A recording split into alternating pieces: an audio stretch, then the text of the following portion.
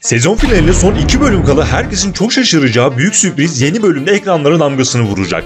Birazdan kesinlikle kaçırmamanız gereken müthiş gelişmelerden, büyük sürprizlerden ve bomba detaylardan bahsedeceğiz. Hemen başlayalım. Önceden de belirttiğimiz gibi 6 ay sonrasında yaşanan olayı sezon finalinin son sahnesinde göreceğiz. Bu sürece kadar dizinin her hafta aynı yerde bitmesi doğal olarak tepkilere sebep oldu. Birazdan 6 ay sonrasıyla ilgili büyük sürprize geleceğiz. İlk olarak şu kritik konuyla başlayalım.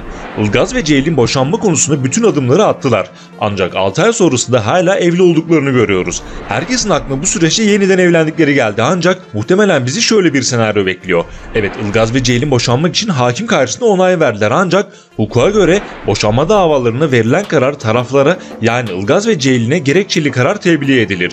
Boşanma kararının taraflara tebliğ edilmesinde 15 gün sonra itiraz edilmezse verilen boşanma kararı kesinleşir.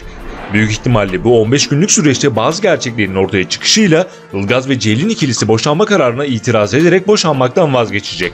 Bu bir bakıma demek oluyor ki Çınar önümüzdeki 2 bölüm içinde kesin olarak aklanacak ve asıl katilin Serdar olduğu ortaya çıkacak. Şimdi gelelim bu konudaki bomba detaylara, ardından ise 6 ay sonraki büyük sürprizden bahsedeceğiz.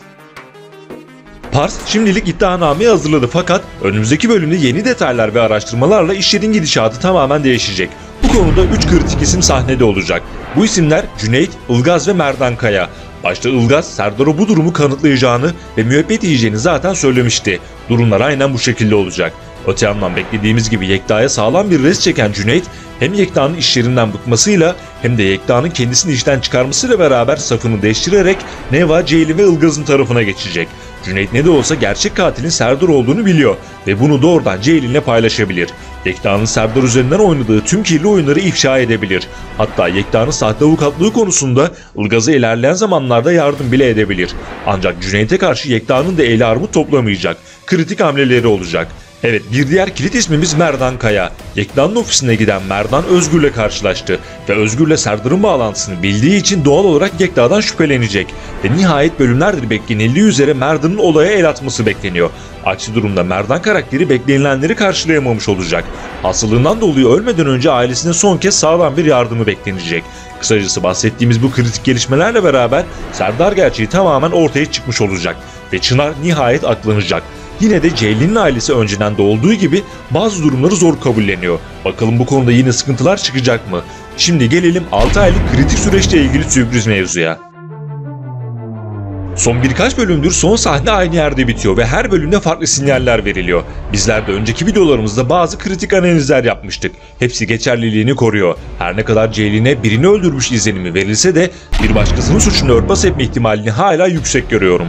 Dizinin resmi sosyal medya hesabının bile kafası karışmış vaziyette. Geçtiğimiz hafta Ceylin için kimi öldürmüş olabilir denilirken bu hafta ise Ceylin her ne yaptıysa pişman olmuş denildi. Hatta çok öncesine gidersek Engin'in katili bir kadın denilmişti ancak katil Niyazi çıkmıştı. Kısacası resmi açıklamalarla herhangi bir yargıya varmayalım. Belli ki senarist bile henüz kimi öldüreceğine karar vermemiş.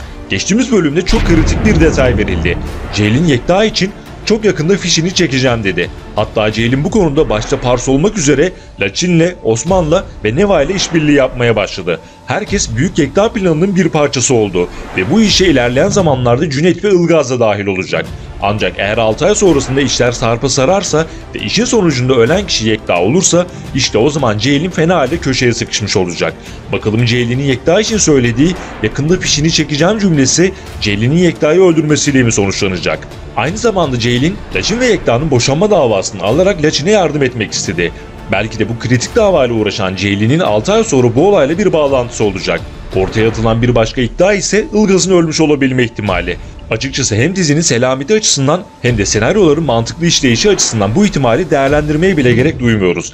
Peki bu olayla ilgili sizin ihtimaliniz ne? Önceki videolarımızda da bazı kritik ihtimallerden bahsetmiştik. Sizce bu ihtimallerden hangisi gerçekleşebilir? Düşüncelerinizi yorumlarda mutlaka belirtin.